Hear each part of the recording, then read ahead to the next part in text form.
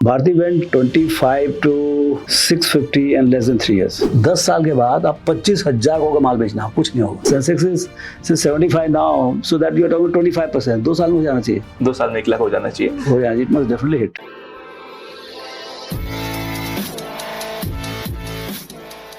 Sir, आप Warren Buffett को 94 से पढ़ रहे हैं, जितना मैंने आपके बारे में सुना है, जितना आपको सुना है, आपसे सुना है, और आज भी आप वॉरेन बफेट की ही कंप्लीट कॉन्वर्सेशन को सुनते हुए आ रहे हैं. क्यों इतना लगाव?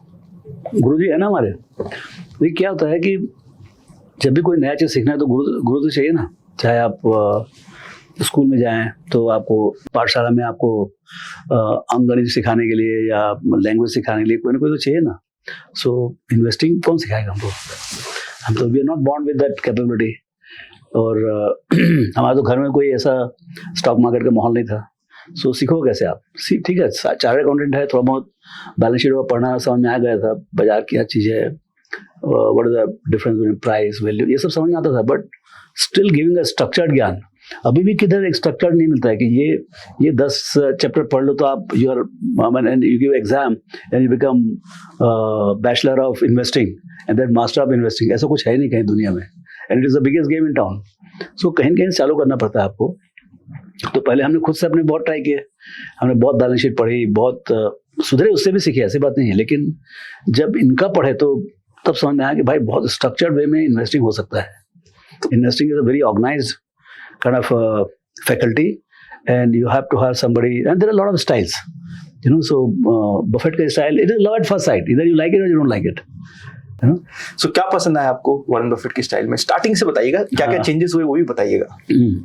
तो जब तक वॉरेन बफेट बारे नहीं होता तब तक हम बहुत एक तो मैं बहुत अग्रेसिव स्टॉक मार्केट बायर था, but I was not a speculator. I never speculated life even before meeting Buffett. So 1985 से मैंने शेयर खरीदना चालू किया. 87 एक्चुअली तो 1980 से मैंने खरीदना चालू किया. That was brothers money till 87 में हमने खुद चालू किया, धीरे धीरे अपने पैसे खरीदना चाहिए. तो हम तो वॉरेन के अगेंस्ट जो पैसे आते थे, मतलब जो ब्रोकरेज आता था, उसके भी हम शेयर खरीद डालते थे. तो हमने कभी पैसे देखा ही नहीं, हमने खाली शेयर ही देखा. तब शेयर तो मतलब ऐसा बिलीव था, पता नहीं क्या समझ में आ गया था कि शेयर ही खरीदने का. And we are making money also, we are reasonably successful in making money, reading the balance sheet and understanding ये कंपनी बेसिकली गलत मिसप्राइस्ड है, ऐसा समझ में आता था. But we are not bothered about quality of the company, मतलब क्या खरीद रहे हो, कभी भाव बढ़ गया तो बेच लो, इस टाइप का. So that's how it was going on. मतलब एक अनस्ट्रक्चर्ड जो एक नया शुरू में आया रहता है, कर रहा है इस टाइप का. जब इसके पास गए तो समझ में आया भाई quality of company is very important, quality of business is very important. तब क्वालिटी ऑफ बिजनेस क्या होता है भाई, हमको मतलब इतना कुछ समझ में नहीं था कि. तो उसने बताया कि return on equity. So return on equity decide the quality of business at one level. कि भाई आप यदि कोई बिजनेस में 10% कमा रहे हैं, कहीं 5% कमा रहे हैं, कहीं 15%, कहीं 50, कहीं 100, और कहीं पर इनफाइनाइट, मतलब बिना पैसा लगाया पैसे कमा रहे हो, तो बिजनेस तो ऐसे होना चाहिए ना. आज NSE मान लो 8-10 हज़ार कमाता है, पैसे क्या लगाते हैं? कोई नहीं.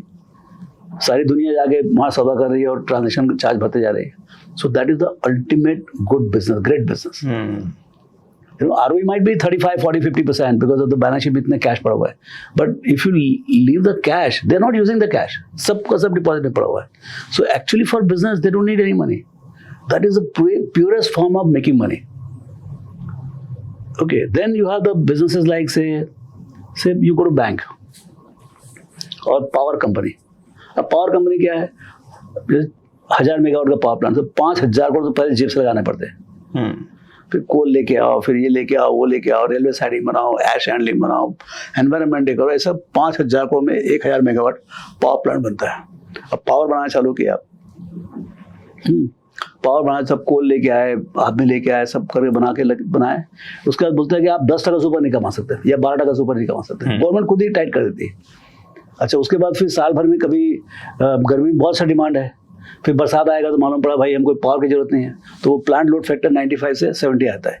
और ठंड में तो और बिल्कुल जरूरत नहीं, पर तो 50 ही हो गया, कोई देखने वाला नहीं है आपको. तो पूरे साल भर में आप 12% कमा सकते हो बस. अरे भाई मैं इतना लूट पाट करके 5000 करोड़ लेके आया, उसके ऊपर मेरे को 700 करोड़ कमाई का परमिशन है. If I can, if I can't, then I cannot make more than 700 crores, but I can definitely make losses.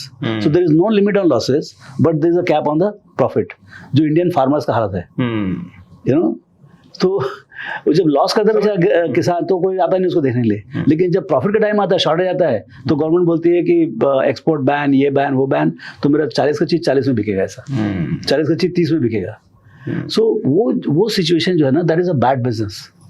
अच्छा, मैं तो माइनॉरिटी शेयर होल्डर हूँ ना, मेरे को तो 100 शेयर खरीदेगा, मेरे पास तो ना कोई, I don't want to, so if I am buying 100-200 share, let me buy the best shares ना। I have an option to buy good, bad, ugly, जो भी है, but should I know? First, I must know that there are 3 types of business in the world: good business, very good business, and outright bad business. And outright bad business is 75-80% of the number of listed companies. बहुत कचरा है और कोई हिसाब नहीं, इतना कचरा है। And not only in India, worldwide ये कहानी है। World wide 75-80% are useless, 15-17% good होते हैं, और 1%, 2% जो है ना आउटस्टैंडिंग कंपनीज होते हैं। Outstanding companies, like there is one TCS, there is one Asian paint, there is one NSE, there is only one, you know, ऐसे 1 बनते जाते हैं। They are outstanding in their own businesses. So you have to find those. One is of course the companies which have become outstanding, but उसके कुछ characteristic होते हैं। ऐसा नहीं कि आउटस्टैंडिंग कंपनी जैसे 50 हैं तो अगले 10 साल में 100 नहीं होंगे, होंगे, लेकिन वो जो एमर्जिंग आउटस्टैंडिंग कंपनीज हैं उधर आप इन्वेस्ट करो, दैट इज द गेम। और पता कैसे चले मेरे को कि कौन सी इमर्जिंग है, नहीं होगी?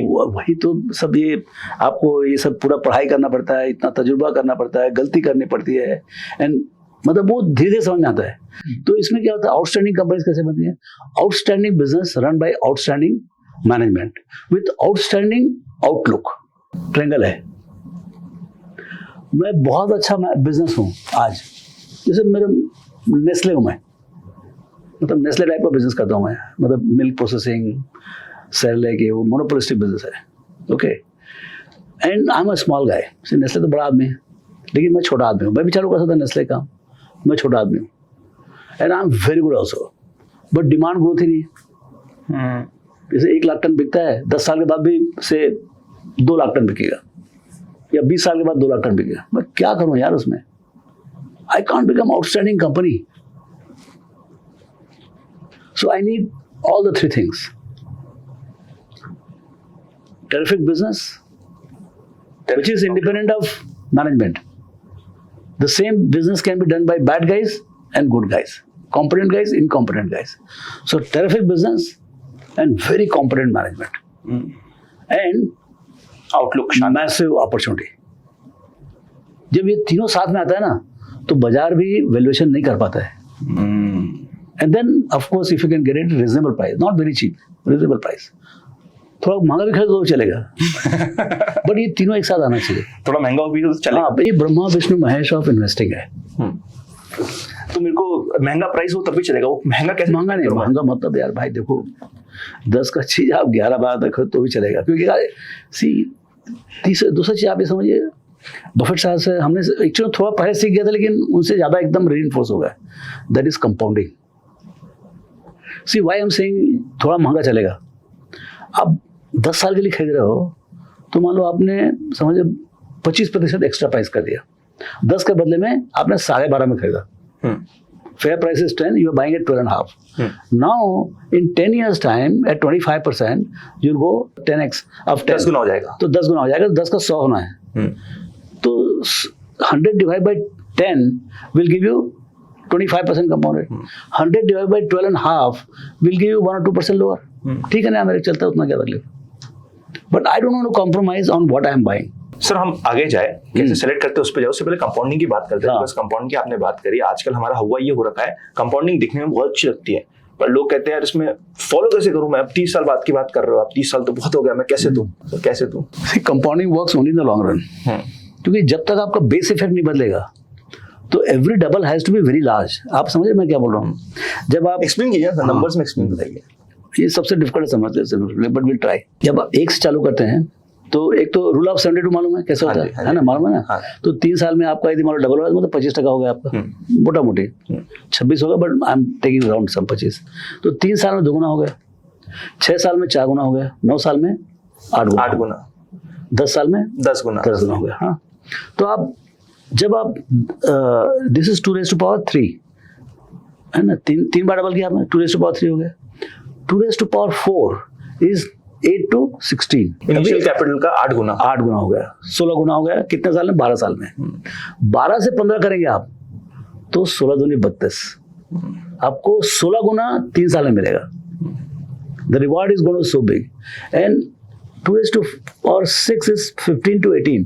जब आप 15 से 18 साल तक उसी बिजनेस को रखे रहे और उस स्पीड से ग्रो हो तो आपको 32 into 2 तो 32x मिलेगा।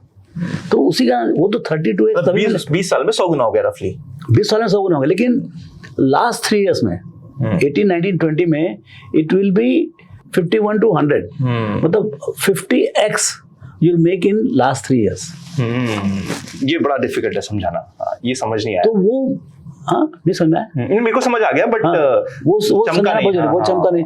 वो आपको समझना पड़ेगा कि मेरे को 20 साल क्यों रखने का है, बिकॉज रियल बूटी इज एट द एंड। आखिरी के 3 साल 4 साल है। तो मेरे को ऐसा बिजनेस खरीदने का है, एक तो पहली बार first thing he should survive for 20-25 years, 30 years। Okay, he should also prosper. Okay, because ऐसा क्या गारंटी भाई, मैं आज देखिए कैसे बताऊं कि 17 से 20 साल के बीच में या 20वें साल में दैट बगर विल अर्न एंड ग्रो। वही तो सब आर्ट फॉर्म आता है ना। तो आप एक कुत्ते बिल्ली जितने सब पड़े हुए बाजार में 3-4 हजार शेयर, उसमें किसमें नहीं है दम, and they will remain there only. But उसमें से 2-4 जो विजनरी लोग हैं, इसमें क्या है, विजनरी मैनेजमेंट। सिर्फ business opportunity typically in India it is there for almost everybody except for technology related. कोई आपने फैक्स चालू किया तो फैक्स मशीन आउटडेटेड हो गया या वो बात अलग है। बट जनरली जैसे cement business, I mean cement, steel, सब बेसिक बिजनेस जो 100 साल पुराने हैं, अगले 100 साल भी रहने वाला है। शेयर मार्केट का बिजनेस है 200, सबसे पुराना तो शेयर मार्केट का बिजनेस है। कितना 150-200 साल तो बॉम्बे स्टॉक एक्सचेंज हो गया। उसके पहले से चला 200-250 साल, अगला 1000 साल भी चलेगा ही। तो आपने थोड़े सेक्टर संभालिए, निकाल दिए आपने, मेटल्स निकाला है, स्टील निकाला है, स्टॉक मार्केट रिलेटेड कंपनीज निकाली है कि स्टार्ट कर रहे हो तो यहाँ से स्टार्ट कर सकते हो। फिर अंडर मतलब आप सोचो कि जो देखिए फ्यूचर को तो हमको नहीं मालूम, लेकिन पास तो देखा हुआ है ना। कुछ 200-400 साल से है क्या, जैसे बैंकिंग सिस्टम है, बैंक सब 300-400-500 ईयर का कंसेप्ट तो रहेगा। बैंक उसके अंदर मसाले बदलते नहीं, सिर्फ form of the bank will change. कभी डिजिटल हो जाएगा, कभी मतलब है no branches required, large branches required, small branches required, digital branches required, online हो जाएगा, डिजिटल मनी हो जाएगा। बट कंसेप्ट ऑफ बैंकिंग कि भाई आप सारी दुनिया से छोटे डिपॉजिट इकट्ठा करते हो और उसको एग्रीगेट करके आप बड़े लोगों को लोन देते हो और उसमें 2-4 टका कमाते हो, दैट इज बैंकिंग ना। तो वो बैंकिंग कहीं नहीं जाएगा। सो ऐसे जो है ना, जो कंसेप्ट जो है, जो लंबे कंसेप्ट होते हैं बिजनेस, जो बेस्ड ऑन लंबे कंसेप्ट, फूड है तो खाना तो खाना है ना भाई। तो ये जो खाने का जो कंपनीज जितने हैं, अच्छी कंपनीज जो है, जो consumers, see consumer has not change fundamentally anything around consumer. See the whole world is moving around consumer only. Ultimately business are for the consumers. तो ये देखिए कि कंज्यूमर तो बदलता नहीं भाई। आप देखिए मैं 60-70 साल का हूँ, लेकिन क्या बदला है? वही बिस्कुट खा रहे हो, वही चॉकलेट खा रहे हो, वही बिस्तर में सो रहे हो, वही गाड़ी में बैठ रहे हो। Conceptually everything is same except cell phone नहीं था, सेल फोन आ गया जेब में, इंटरनेट था, इंटरनेट आ गया। और क्या बताइए? Things have become faster, every day it will become faster, more sophisticated, more rich. So what I am saying is you have to, when you look at a business, you look at the longevity of the business first. Business itself, जिस business का यदि 10 साल का ये end game है, उसमें भगवान भी आया तो कुछ नहीं कर सकता उसको।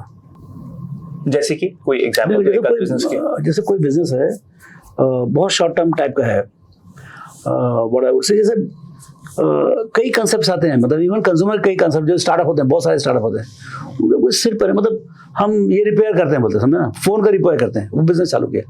अरे यार फोन रिपेयरेबल फोन ही नहीं रहेगा, क्या पता तो कहाँ तक बढ़ोगे आप? स्केलेबल भी नहीं है, हो सकता है कंसेप्ट फोन का फॉर्म ही बदल जाए पूरा का पूरा। सो कई चीजें होती हैं, वो डिजिटल थ्रेट होता है, वो खत्म होता है, बिजनेस पहुंचता नहीं। सो उस टाइप के बिजनेस में यदि मतलब मरेगा नहीं तो भी मुटाएगा नहीं वो, मतलब छोटा बिजनेस रहेगा, छोटा ही रहेगा वो। अरे न्यूज़पेपर डिस्ट्रीब्यूशन, अब क्या कमाल है वो 3-4 रुपए का न्यूज़पेपर, मैं तो 50 साल से देख रहा हूँ, वो बंदा इतना भर के लेके आता है और वो 1 रुपए वाला पेपर 4 रुपए का हो गया। बट क्या कमाल है बताओ मेरे को, इसमें कुछ नहीं हो सकता उसका।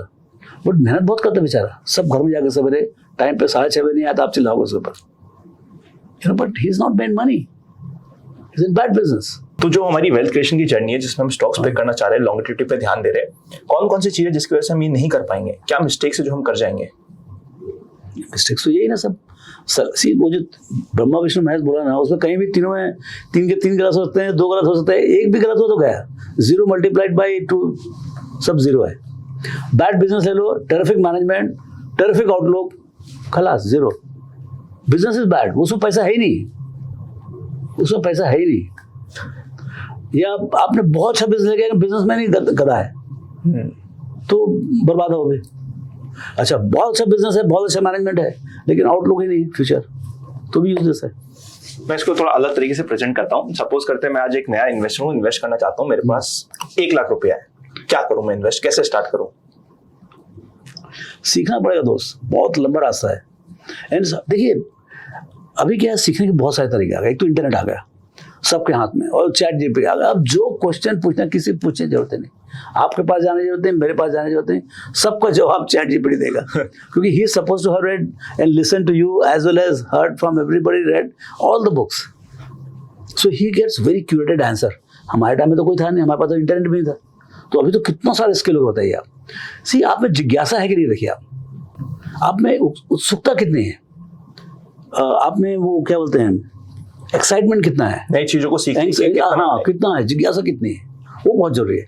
यदि नहीं है ना तो कुछ नहीं हो सकता है। आप मतलब माँ सरस्वती भी आपके सामने बैठे रहेगी तो आपको कुछ नहीं मिलेगा। तो सबको अपना रास्ता निकालना पड़ेगा। If there are million guys in the market, there are million ways of making money, you have to find your way. ये जितना बन सकता है हम बताते हैं, जितना हमने सीखा। देखिए बफेट साहब ने जितना सीखा ग्राहम से या चार्ली मजे से, वो पूरा लिख मारे उन्होंने। हर साल जितना सीखते जाते हैं वो लिखते चले जाते हैं डायरेक्टर से। उसी कारण हर रिपोर्ट को पढ़ना बहुत जरूरी है। तो इस रिपोर्ट में क्या सीखा सर आपने नया? इस रिपोर्ट में एक तो बहुत मतलब it was more of a tribute to Charlie. तो उसने क्या बोला कि भाई Charlie was the architect, I was a general contractor. आप सोचिए कैसा, मतलब कितना ह्यूमिलिटी और कितना प्रेम है, कितना दोस्ती है, कितना रिस्पेक्ट और कितनी दोस्ती है। अच्छा उस बंदे के पास 1.5% था, इसके पास 40% था। रियल सेट तो ये था, और वो चार्ली जो है ना, he was only 1.5% partner, but he took all the ideas from him, and actually he conceptualized how Berkshire should be modeled. That was the core theme of the entire report. Sir निवेश जब मैं कर रहा हूँ तो मेरे को India में क्या अभी भी अपॉर्चुनिटीज हैं? तो चालू है दोस्त। जो 75 साल में जो काम हुआ, आप $4 ट्रिलियन इकोनॉमी बढ़ा है, अगले 7 साल में 4 और खड़ा हो जाएगा। आप समझ लीजिए कंपाउंडिंग आएगा यहाँ पे भी। Mother of all compounding will happen at a country level. Mother of all the compounding जो 15 का चल रहा है, 40 साल से चल रहा है, 45 साल से चल रहा है, अगला 40 भी चलेगा। But now the base is different. जो अपन बात कर रहे थे ना, जो 4 ट्रिलियन पे पहुंच गए। हाँ 4 ट्रिलियन तक पहुंच गए। तो आपका समझिए हर 10 साल में हमारा डबल होता है। तो 20 साल के में जब 20वां साल होगा, उस साल में आपके पास होगा कम से कम 4 दूनी 8 दूनी 16 ट्रिलियन डॉलर। जो चाइना है 20 साल में हो जाएगा इंडिया, मेरे ख्याल से 15-16 साल में हो जाएगा। जो आज का चाइना है, by that China would be double, we would be triple of what we are, China will be double of what they are. So China would be today से 18, it will be 35-36, and India will be 18-20। तो हमारा बराबर टक्कर होएगा। Sir अभी भी क्या है, विश्वास नहीं होता, क्योंकि जैसे हम 2010 से 2020 का डेकेड देखते हैं, यूएस मार्केट आउट परफॉर्म किया। तो अभी हमें लगता है कि यार इंडियन मार्केट, इमर्जिंग मार्केट में क्या अभी भी इतना दम है? ऑलरेडी 3-4 साल की परफॉर्मेंस आ गई है, तो वापस हम यूएस मार्केट की तरफ भागे या क्या करें? थोड़ा कन्विंस करो ना सर इनको कि इंडियन मार्केट क्यों अच्छा हो सकता है। एक तो इकोनॉमी है ना, पहली बात तो ये इकोनॉमी है। दूसरा ये कि जैसे आपका इकोनॉमी का साइज बढ़ेगा तो size of the corporates will also increase. See मेरा आई कैन डू टुडे, अब देखिए अब एफआई का डेली का सेलिंग अबाउट $1 बिलियन हो गया है, कोई आवाज तक नहीं आता है। $1 बिलियन का ये ना 8,000 करोड़ का माल यदि आप 10 साल पहले बेचते तो बाजार ही बैठ जाता था। अभी 8,000 करोड़ में कुछ नहीं होता है, न्यूज़पेपर में हेडलाइन भी नहीं आता है। 10 साल के बाद आप 25,000 करोड़ का माल बेचना, कुछ नहीं होगा। This is the power of size ना। So you are compounding, so you're compounding at 10%. India is compounding in dollar terms at 9.5%. अब मोदी के आने से आधा टका और जोड़ लो, क्या यू नो। तो मैं तो बोलता हूँ 9 8 32 8 साल में आपका डबल होता है। तो आपका अभी 2024 है, 2024 और 8 कितना 32, 2032 में आपका 8 ट्रिलियन हो जाएगा और 2040 में 16 ट्रिलियन। क्या जर्नी, जो बंदा 20 साल का उसके लिए तो इट्स अ लॉटरी। जो 15 17 20 साल का है वो तो सिर्फ गोल्डन एरा देखेगा इंडिया का। अब जैसे इलेक्शन के रिजल्ट्स आएंगे, फिर उसके बाद आएगा बजट का माहौल हो गया, इसके बाद ही निवेश कर दूं मैं, रुक जाऊं थोड़ा? नहीं आज आप तो 20 से चालू करो, ये तो बजट फजट आते रहेंगे तो रोज की कहानी। सरकार का भी ऊपर नीचे वॉलिटिलिटी कुछ अंतर नहीं पड़ता, कुछ अंतर नहीं पड़ता, कहानी चलेगी। किसको मालूम है बाजार में क्या how much fear has been priced. See ऐसा कोई बैरोमीटर तो नहीं है कि भाई मोदी जी को सरकार को कौन जीत रहा है, कौन हार रहा है, कितना 200 सीट आ रहा है, 300 सीट आ रहा है, 5 है। जो बाजार में फियर है it's already priced in, probably more than what is the actual fear, but we don't know. I mean the fear is priced in, जो आप पेपर में पढ़ते हो it's there in the price. अब क्या हो सकता है, if you have more positive view or same view or doesn't matter, move on. So हम इससे पहले स्टॉक्स के ऊपर जाए, स्टॉक्स के सजेशन में जाए, मैं आपसे ना थोड़ा सा एक रैपिड फायर लेता हूँ, क्योंकि रैपिड फायर में क्या होता है, कई बार ऐसी चीज जो मैं अभी बोल नहीं पा रहा मैं आपसे पूछ लूंगा और जल्दी में शायद आ भी जाएगा आंसर। आपकी लाइफ का अभी तक का सबसे बड़ा वेल्थ क्रिएटर, फिर आपका सबसे फास्टेस्ट वेल्थ क्रिएटर कौन सा है? मेरा सबसे बड़ा वेल्थ क्रिएटर मेरा सीए डिग्री, समझे ना। सबसे स्लोएस्ट था वो, बहुत टाइम लगा, 5 साल का मेरा सीए पास करने में। So that is my biggest wealth creating machine. और क्या बोला आपने? फास्टेस्ट वेल्थ क्रिएटर स्टॉक्स में कौन सा है आपका? स्टॉक्स में I think it was Bharti. Bharti went 25 to 650 in less than 3 years. So that's about 25, 30 times. Actually, it went to 50 times in 3 years. Then it corrected before I sold. So आपने अपने पहले 1 करोड़ कब कमाया था? 1991. और क्या हर्षित मेहता का रोल था उसमें कोई? हर्षद मेहता का रोल नहीं था, लेकिन हर्षद वो जो बुल मार्केट का माहौल था उसका तो डेफिनेटली काउंट, अदरवाइज नहीं बन सकते थे भाई। वो बुल मार्केट का कमाल होता है। तो उसमें कौन से स्टॉक ने बनाया था, आपको नाम याद है? Stock I don't remember that, I don't remember, but we are churning the portfolio because we are not Buffett types that time. We just buying whatever was making 100% sell and move on types. तो Buffett के अलावा आपका favourite investor? और कोई नहीं, I was then myself.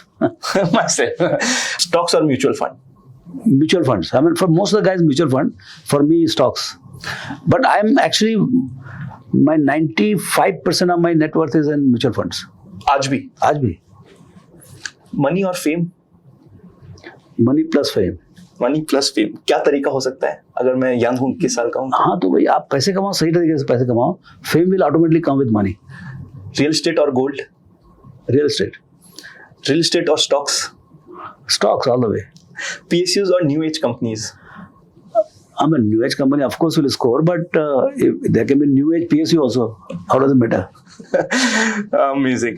India और US market ये आप already बता चुके हो, but फिर भी no, see, you must know what you're doing. So India we are so comfortable.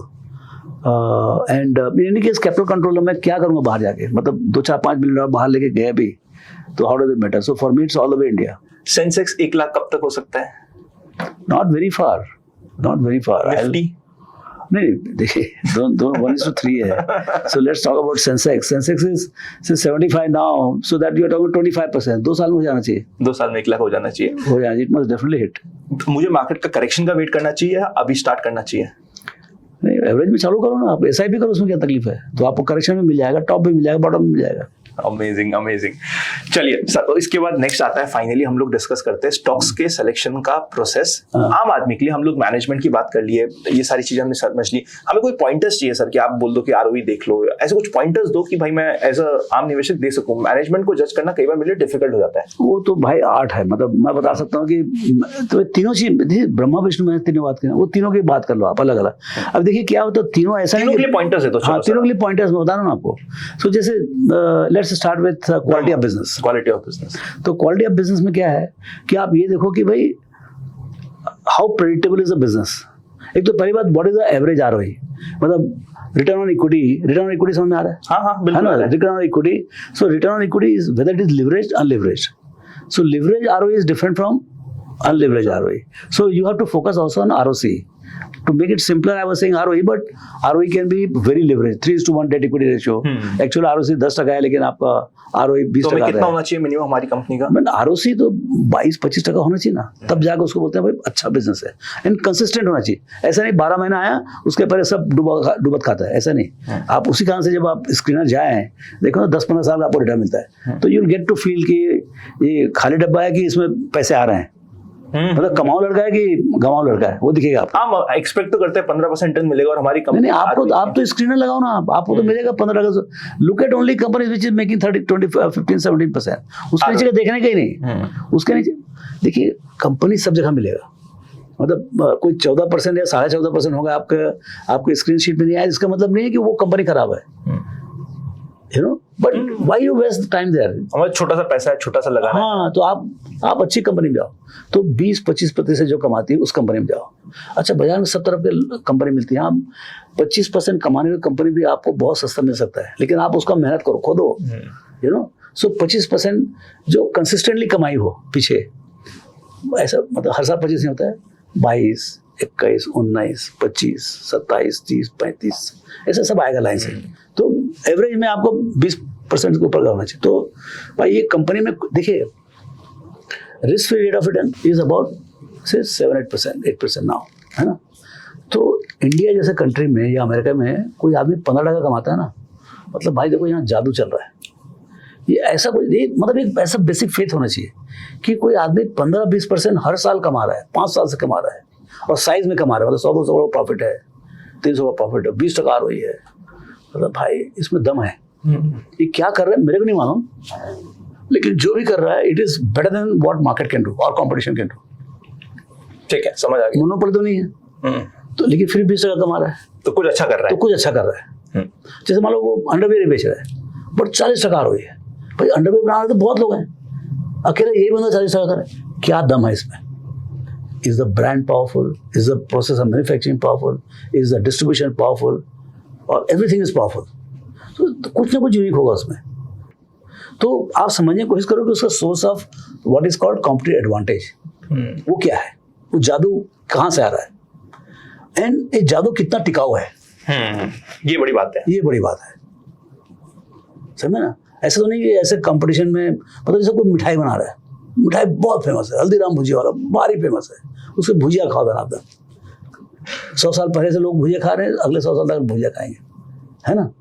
अब वो भुजिया तो भाई, बट इसकी भुजिया में क्या खासियत है जो दूसरे की भुजिया में नहीं है, है ना.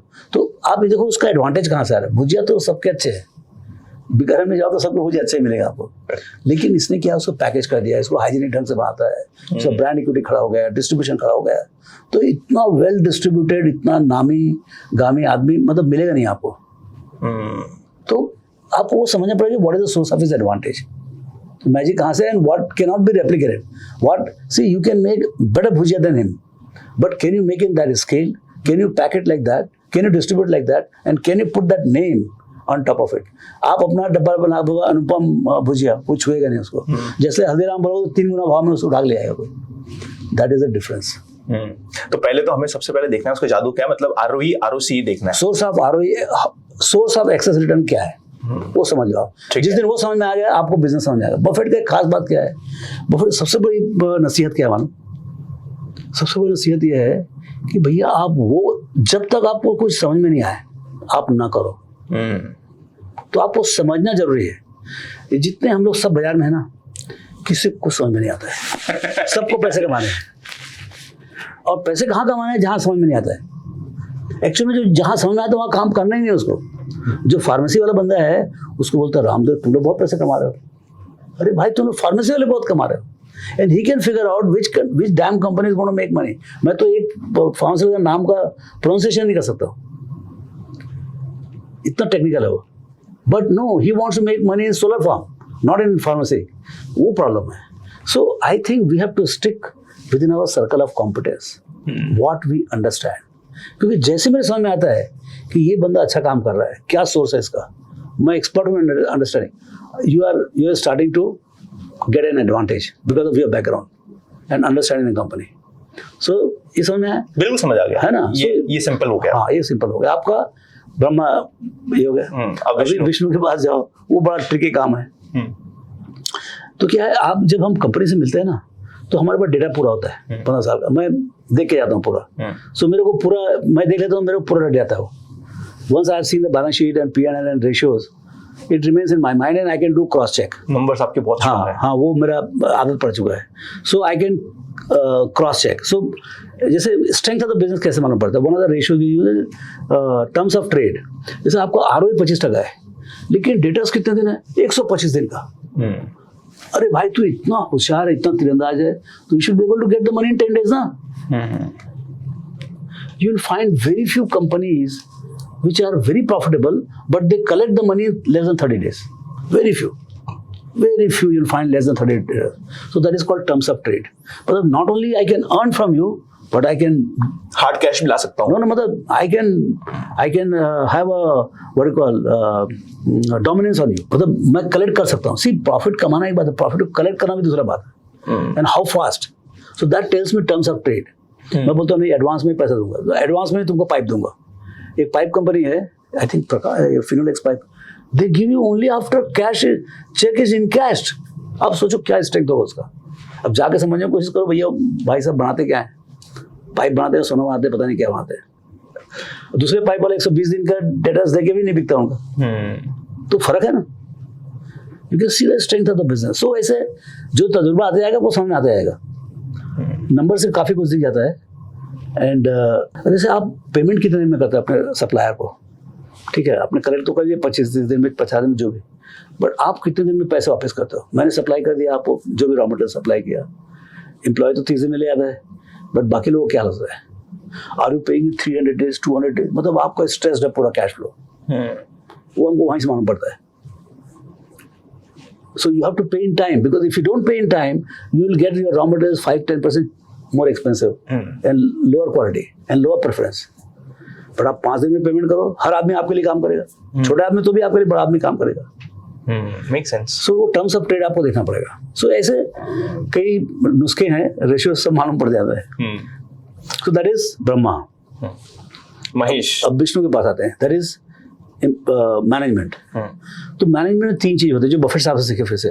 कॉम्पिटेंस, वो बंदा अपने बिजनेस में सीमेंट बना रहा है, उसको सीमेंट बनाना आता नहीं आता है, तो उसमें जुनून कितना है भाई, मतलब फायर पावर कितना है। आज 5 मिलियन टन बना रहा है, उसको 500 मिलियन टन की बात करता है क्या? 100 मिलियन टन की बात करता है क्या? 50 मिलियन टन की बात करता है क्या? कि he is happy with what he is doing? No साहब, हम बहुत प्रॉफिटेबल हैं, बहुत अच्छे हैं, लेकिन हमको आगे काम नहीं बढ़ाने का, हमारा एक दुकान बहुत है।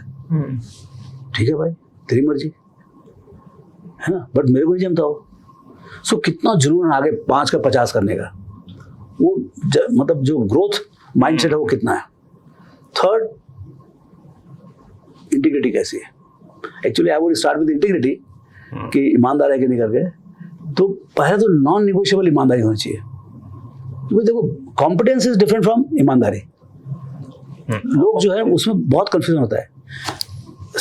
Even I used to commit बोलो यार, बिजनेसमैन है, हो जाता है, स्मार्ट है, नहीं फर्स्ट क्लास है, कमा रहा है, क्या तकलीफ है, लेकिन बदमाश है, चोर है। सो दैट गाय शुड, मतलब उसका कीमत ही बहुत कम है, कीमत ही बहुत कम। वो बेईमानी करे, वो जो आदमी सरकार से चीटिंग करेगा, वो माइनॉरिटी शेयर को चीट करेगा ही करेगा आगे पीछे, because he is the most gullible guys. तो क्या है, you have two by competent, growth mindset and integrity, highest integrity.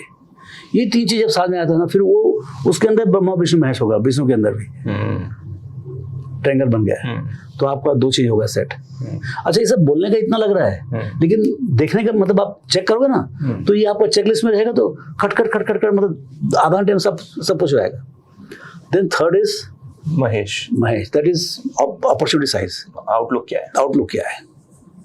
Indian economy है, 8% से ग्रो हो रहा है, 8% से ग्रो तो पूरा बिल्ड बनाने का है, तो उसमें जैसे मतलब जैसे मर्सिडीज हो रहा है, मतलब जो मतलब महंगे कार है वो 25% से ग्रो होगा। आपको मोटरसाइकिल 10% से ग्रो होगा, बाइसिकल 5% से ग्रो होगा। तो ये आपको समझना पड़ेगा, वो उसमें आपकी कितनी समझ है। जो दुनिया में क्या हुआ है, जो चाइना में हुआ वो इंडिया में ही होगा।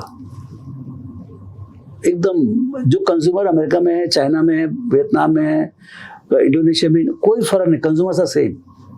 सो how the consumer behaviour is going to be. क्योंकि हम तो $2,500 कमा रहे हैं, जब हम $10,000 के होंगे तो क्या होगा, कहाँ पर पहुंचेगी दुनिया. तो वो सब चीज़ समझना पड़ेगा आपको कि व्हाट इज योर मॉडल, मतलब कि भाई कितना बड़ा बनेगा, इसका अपॉर्चुनिटी साइज कितना बड़ा है ना. बस ये तीनों चीज़ सेट हो गए, आप तीनों प्लस प्लस है, then you are in the game to value the company. फिर अपना स्प्रेडशीट बनाओ एंड वैल्यूएशन करो. अमेजिंग. आई थिंक ये एक perfect towards the end closing होती है, जहाँ पे आपको पूरा ब्रह्मा विष्णु महेश भी समझ आ गया, सेक्टर एलोकेशन भी समझ आ गया, इंडिया भी समझ आ गया, कुछ रैपिड फायर भी हो गया ताकि आपके लिए मस्ती मजाक हो गया हो. So thank you so much sir for doing this. बहुत मजा है आपसे डिस्कस करके. हर बार जब आपके साथ बैठते लगता है कुछ ना कुछ नया सीखने को मिल रहा है. और हर बार जब भी मैं मिलता हूँ, मेरे हिसाब से मैं 2 साल पहले मिला था, उस समय भी जिस पैशन से आप बोल रहे थे, हर साल आपका पैशन बढ़ता रहता है. आई डोंट नो आप कैसे करते हो या आप क्या खाते हो, but thank you so much sir for doing this. Amazing, मजा आ गया. Thank you.